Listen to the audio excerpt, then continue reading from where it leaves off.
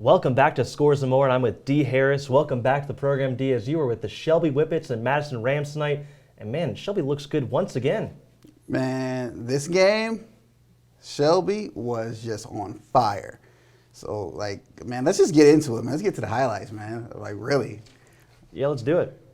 All right, well, the Shelby Whippets came to town onto the home turf of the Madison Rams for some gridiron gladiatorial warfare. This evening, Madison looked ready, but they looked a tad overzealous on offense, which seemed to be the result of, Shelby's hard-nosed, stifling defense, which led to, unfortunately, a comedy of errors, and that allowed Shelby to go to work on offense, and they just continued to rack up point after point after point, and it kind of resulted in, not even I'm trying to be nice here, but, they mounted a 4-touchdown lead before the end of the first quarter. Now, Madison would score their only points in a big drive from Lucas Warren. They got a little bit of daylight right there, but that didn't come until late in the third quarter. Shelby's offensive weapons like Blaine Bowman, Andre Hill, Garrett Baker, and a few others, man, they just proved way too much as Shelby trounced Madison 55-6. A 55-6 victory. Yeah, what a victory that was. I mean, Marshall Shepard, a great quarterback, one of the best returning quarterbacks in the area. He proved tough to beat, especially when you turn Andre Hill and Blaine Bowman, who are two great receivers.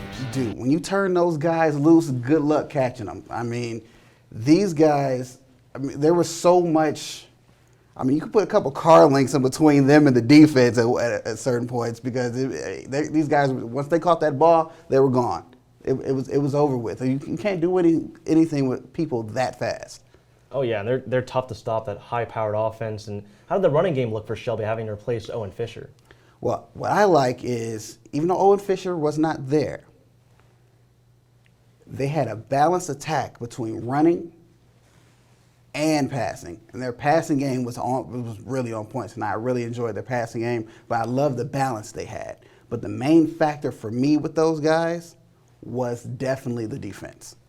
The defense, I always say it, defense wins you games. Tonight was no different. These guys, when I say stifling, these guys smothered Madison so bad the Rams could really just not get out of the blocks early. Not to take anything away from them. They looked like they were ready. They came ready to play. They gave some effort, but sometimes you just run up into someone who's just better than you on that night. What can Madison improve going forward? I think they should just continue to work hard as they have, but what I see tonight was a big problem for them was they didn't switch up their offensive game. Defense is a different story, but with their offensive game, they just kept trying to run the ball into a defense that was just hounding them. You can't keep running the ball up the middle and trying to find holes. Sometimes you have to go to the passing game. And I saw very little of that tonight from Madison. And for Shelby, they play Lexington next week.